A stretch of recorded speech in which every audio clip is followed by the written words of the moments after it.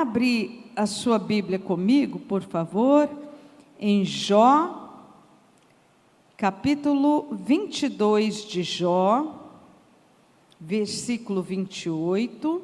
É muito usado esse versículo, mas às vezes a gente não pensa ou não prega, não fala sobre o contexto deste versículo.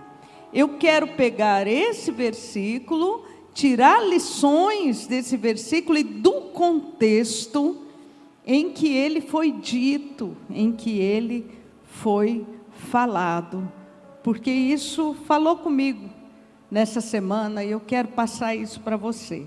Então vamos lá. Se projetas alguma coisa, ela te sairá bem e a luz brilhará em teus caminhos. Versículo 29.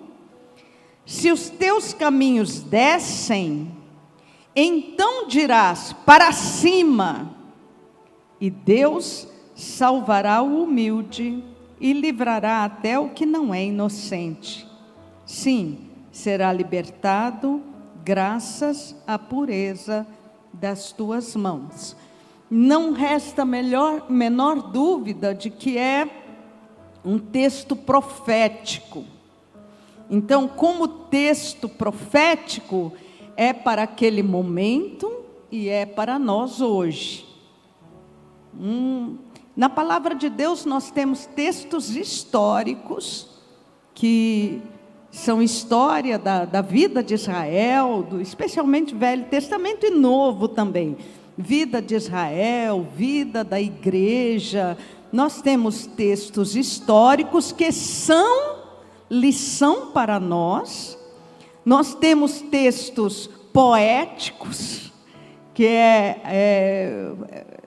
como Cantares de Salomão, Salmos, são textos poéticos que são lição para nós. Nós temos ensino prático, que é Provérbios, Eclesiastes, que são lição para nós, e temos textos proféticos, que são lição para nós também. Então, Jó, aqui nesse texto, é bem profético mesmo, e a gente não pensa, não é? Como é que foi isso? Como é que isso foi dito? Ou quem falou? Como é que foi aplicado? Eu quero mostrar isso para você. Em primeiro lugar, quem conhece um pouquinho da vida de Jó? Quem já ouviu falar, né? Quem já ouviu falar no negócio aí da paciência de Jó, né? Fulano tem paciência de Jó. Ninguém tem paciência de Jó, viu, gente? Ninguém tem paciência de Jó. Sem desmerecer o sofrimento de ninguém, porque a pior dor é aquela que a gente está sentindo no momento, seja ela dor de dente, dor de unha, ou uma coisa pior. A pior dor é aquela que a gente está sentindo no momento, né? Então, sem desmerecer o sofrimento de ninguém, mas dificilmente na vida alguém passou pelas provações de Jó. Dificilmente.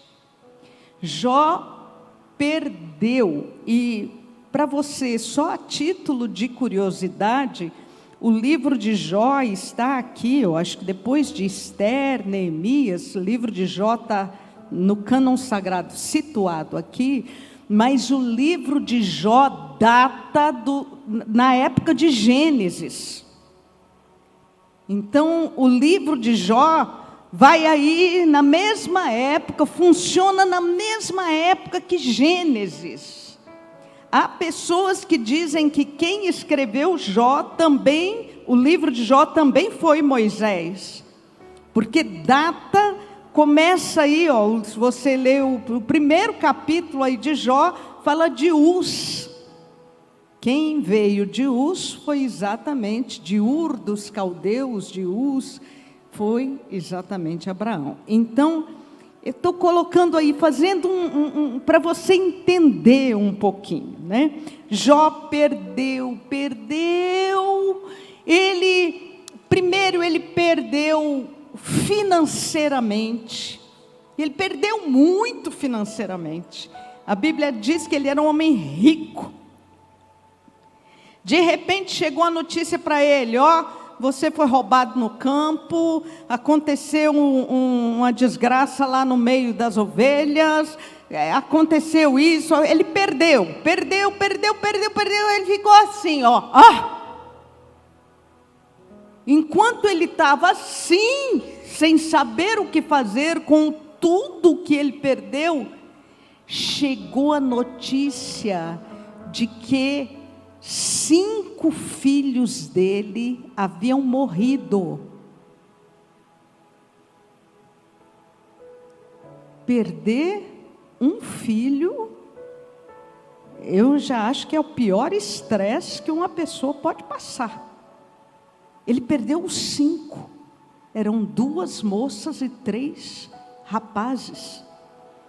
Num acidente horroroso. Uma coisa terrível, numa fatalidade terrível, Jó perdeu os filhos. E logicamente, depois de um estresse como esse, quem é que não perde saúde? Quem é que passa por tudo isso sem perder a saúde? Então, não precisava o diabo ter tocado o físico de Jó. O próprio estresse jogou a imunidade do Jó no chão. E aí veio o diabo e ainda pisou em cima.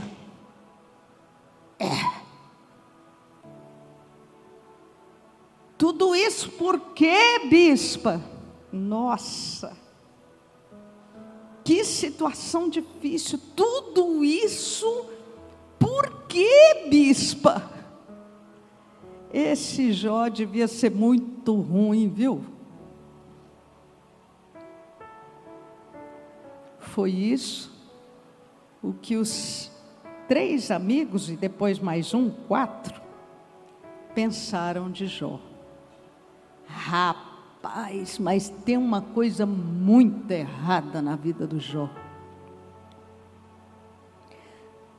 Essa é uma das primeiras lições que eu quero deixar para você. A Bíblia fala nos 4 amigos de Jó, deixa eu pegar o nome deles aqui, eu até escrevi aqui o nome dos amigos, me perdoem falar, o nome dos amigos da onça de Jó. Dos amigos da onça de Jó.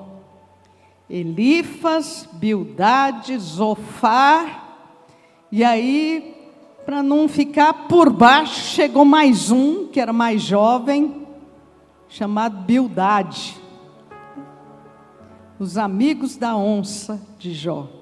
O que eles pensaram? Jó deve ter feito alguma coisa que ofendeu a Deus. Esse Jó é carregado de pecado. Esse Jó se postava de bom nas reuniões da igreja, vivia de nariz empinado, achando que era bom, mas alguma coisa está muito errada na vida de Jó. E eu quero deixar essa primeira lição para você. Depois eu vou falar sobre projetar, mas eu quero deixar essa primeira lição para você. Não julgue ninguém em nome de Jesus. Quer você seja pastor, quer você seja pastora, quer você seja bispo, bispa, nós dois, casal apostólico, não julgue ninguém. A igreja não é chamada para julgar, a igreja é chamada para acolher. Que me interessa se você anda de ponta cabeça, tô nem aí, em nome de Jesus. Eu quero mais que você ande retinho, não é? Eu sei que é melhor para a sua saúde andar retinho, mas se você quer andar de ponta cabeça, a mão é sua, fique feliz. Eu não estou aqui para te julgar. Não julgue alguém quando essa pessoa chega aqui na igreja com o coração doído, com o coração machucado. Quando alguém chega aqui na frente chorando e põe a mão no altar, você sabia que tem muito pastor que precisa vir aqui na frente e pôr a mão no altar e chorar, e não vem porque fica com medo do julgamento dos irmãos?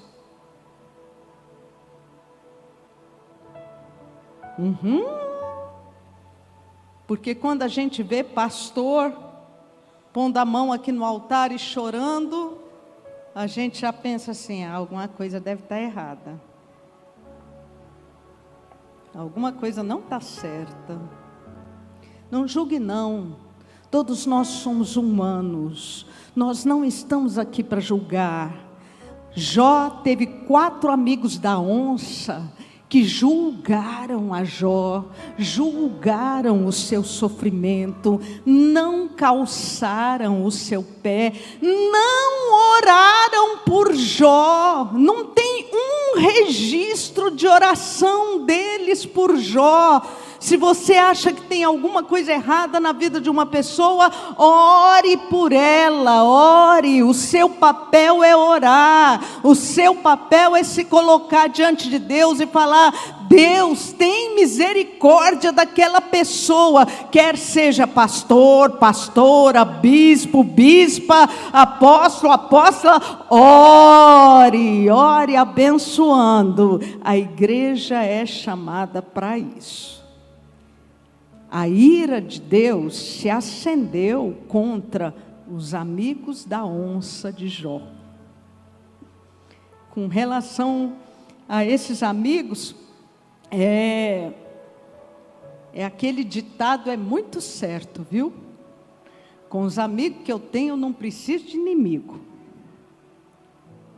Então, Jó estava nessa situação. Jó era um homem justo diante de Deus. Jó passou por toda a provação que passou, sem blasfemar, sem errar. Ele, olha aqui para mim, Jó se revoltou sim. Ele se revoltou tanto com o sofrimento dele, que ele chegou a dizer assim: maldito o dia que eu nasci, que o homem que deu a notícia para o meu pai, que tinha nascido um homem que alegrou meu pai, que esse homem não tem alegria. Você sabe por quê? Porque a dor revolta. Especialmente quando a gente é acometido de injustiça, quando a gente não vê justiça na situação, isso revolta. Mas Jó sempre manteve o coração sensível diante de Deus, para chorar as suas mágoas na presença de Deus. Quero um conselho: se você tiver que chorar, vem aqui, põe a mão no altar e chora. Chora. Saiu daqui? Faz isso aqui, ó. bola para frente. Eu creio, Deus vai agir, em nome de Jesus, amém? Então é a primeira lição que eu quero tirar. Quem falou essa expressão aqui para Jó, se projetas alguma coisa, ela te sairá bem, e a luz brilhará em teus caminhos. Se os teus caminhos descem, então dirás para cima, e Deus salvará o humilde. Quem falou isso aqui foi Elifas. Elifas, meu Deus, ele foi cruel com Jó. Ele acusou Jó de pecados que Jó nunca cometeu. Olha aqui no versículo 5, quer ver? Capítulo 22, versículo 5, ele fala assim: porventura não é grande a tua malícia, e sem termo as tuas iniquidades? Porque sem causa tomaste penhor do teu irmão, e aos seminus despojaste sem roupa, não deste água para beber ao cansado, e ao faminto retiveste o pão, ao braço forte pertencia a terra, e só os homens favorecidos habitavam nela. As viúvas despedistes de mão vazia, e os braços dos órfãos foram quebrados. Jó não fez nada disso. Mentira, mentira, mentira, mentira. Quer um conselho? Se você tem amigo da onça, foge dele em nome de Jesus. Nós precisamos nos cercar de pessoas que têm coração sensível para Deus.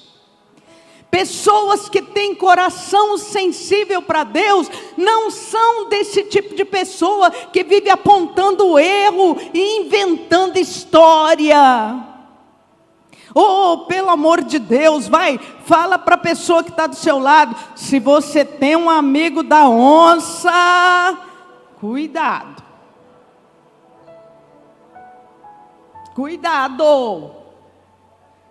Cuidado, em nome de Jesus. Amigo de Deus é aquele que te traz para o altar. Amigo de Deus é aquele que te traz para a igreja. Amigo de Deus para você é aquele que ora por você. É aquele que vira para você e fala assim: ó, eu acho que não é por aí não. Você está errado nesse caminho, mas eu vou orar por você. Cuidado com amizades ruins. Amizades que te afastam de Deus. Amizades que, no fundo, têm inveja de você. Inveja, gente, inveja existe e todo mundo está sujeito a sentir inveja, viu? Aliás, a inveja até impulsiona o ser humano. Mas a inveja não é competição. Se for competição, é muito bom. Inveja é quando o que o outro tem me faz mal. Sinto mal com o que o outro tem.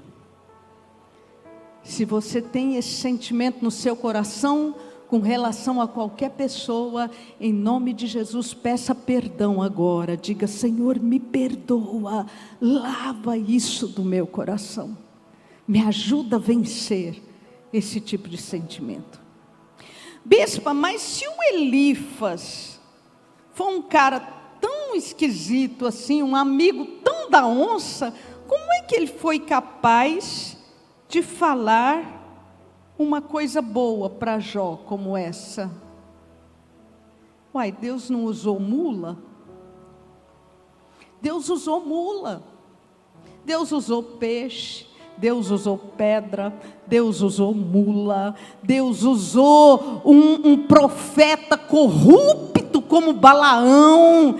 E Balaão virou e falou as seguintes palavras: sobre Israel, sobre a tua tenda, ó Israel, não vale encantamento. Nós não vivemos debaixo dessa palavra até hoje? Você não pode levantar sua mão e falar assim: o sangue de Jesus cobre a minha casa, e sobre a minha casa não vale macumbaria nenhuma, em nome de Jesus. Foi um profeta corrupto que falou isso.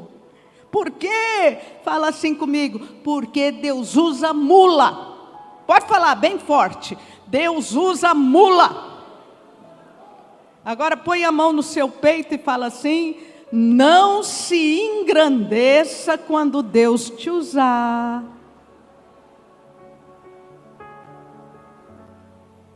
Não se engrandeça quando Deus te usar. Tem tanta gente que Deus começa a usar e a pessoa começa a se engrandecer em cima dos outros. Vou contar uma piadinha de crente para você, tá bom? O jumentinho que carregava Jesus, quando Jesus entrou em Jerusalém, todo mundo batia palma para Jesus, né? Todo mundo punha coisas assim, mantos e plantas para Jesus passar por cima, e o jumentinho falava assim: muito obrigado, muito obrigado, muito obrigado. Quando Jesus saiu de cima, o que aconteceu? Fala assim comigo: o jumentinho foi pastar. O jumentinho foi pastar. Se você não quer pastar, aprenda que Deus usa mula, Deus usa jumento, Deus usa peixe, Deus usa pedra, Deus usa flecha, e Deus usa a sua vida também. Então vamos ver aqui o que esse tal desse Elifas falou, que é uma bênção. Começa no versículo 21. Olha aí, capítulo 22, versículo 21.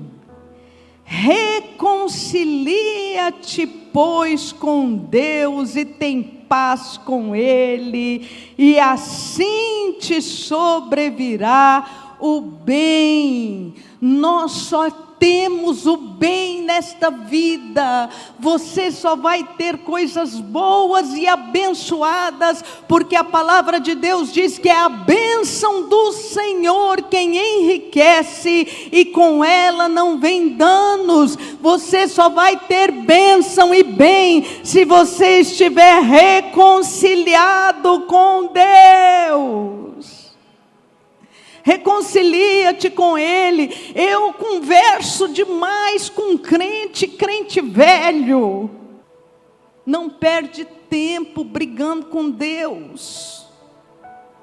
Não adianta. É melhor você se reconciliar. Mas eu não entendo o que está acontecendo. Não precisa entender. Tenha fé. Continua andando por fé. Continua declarando. Reconcilia-te com Deus. Eu quero que joga na tela aqui, por favor. 2 Coríntios, capítulo 5, versículo 18. 2 Coríntios 5, 18, nós vamos ler até o versículo 21. Espera, eu vou pegar aqui na minha Bíblia que fica mais fácil. 2 Coríntios 5, 18. Ora, tudo provém de Deus, que nos reconciliou consigo mesmo por meio de Cristo Jesus, e nos deu o ministério da reconciliação. Versículo 19, a saber, Deus estava em Cristo Jesus reconciliando consigo o mundo, e não imputando aos homens as suas transgressões, e nos confiou a palavra de reconciliação. Faz as pazes com Deus. é muito duro, viu? Eu conheço pessoas que estão brigando com Deus. Estão brigando com Deus. Porque eu não entendo. A igreja é cheia de defeito. É mesmo.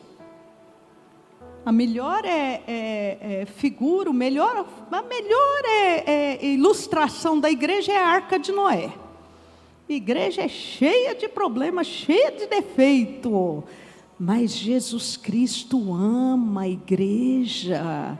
Deus ama a igreja. Deus ama, Deus tem seu olhar sobre... Mas eu não quero ser pastor. Quando uma pessoa fala isso, eu falo, está na mira de Deus.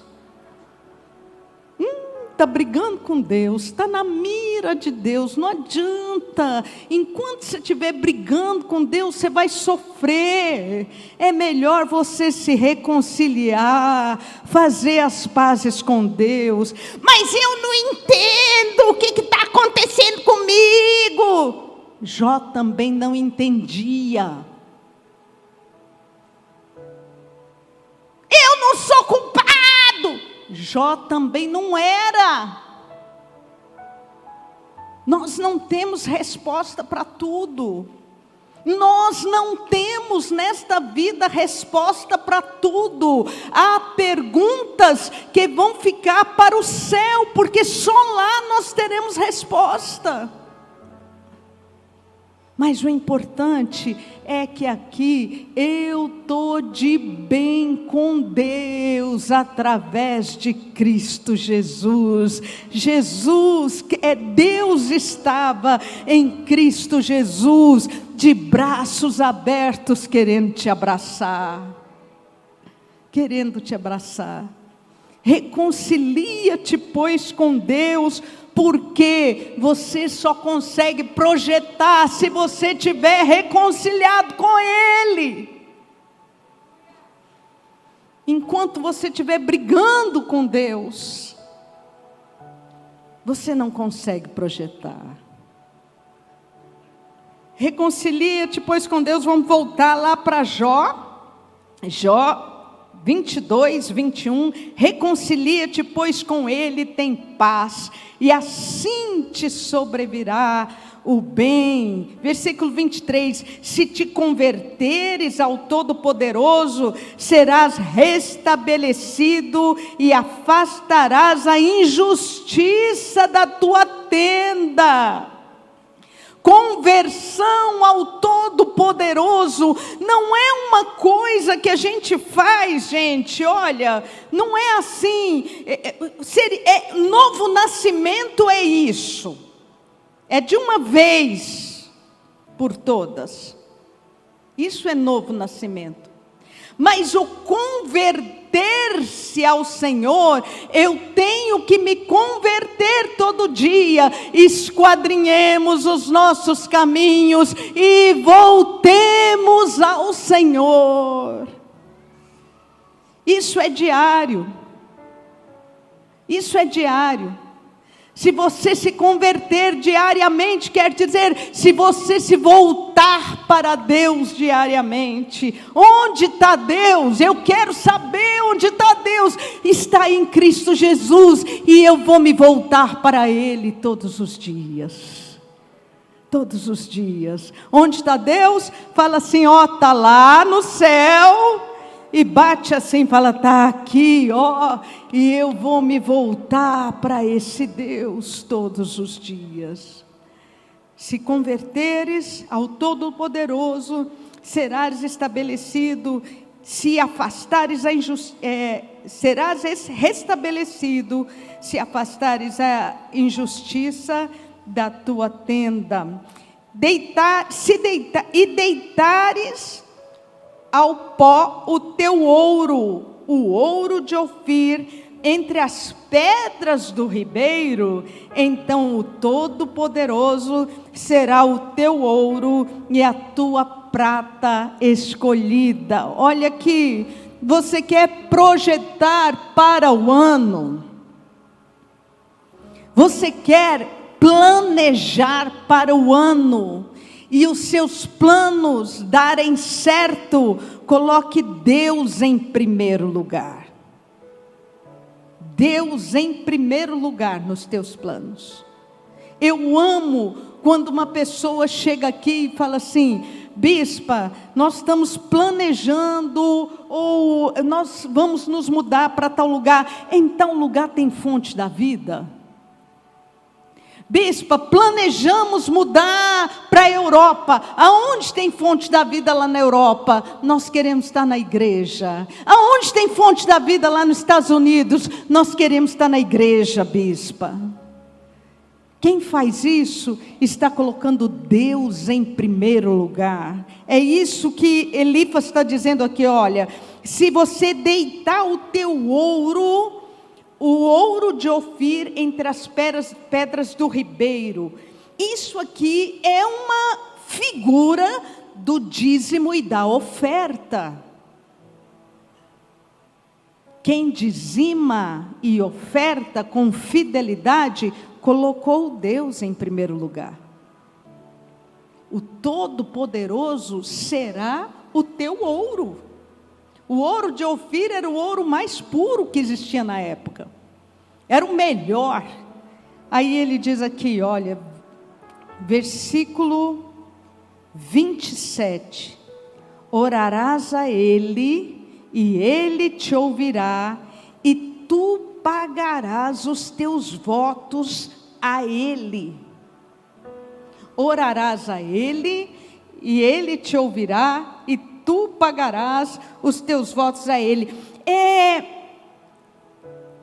Como nós devemos planejar para o ano? Primeiro, nos reconciliando com Deus.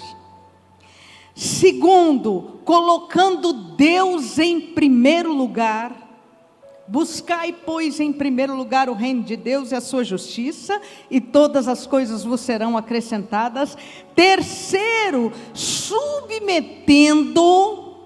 os nossos planos a Deus.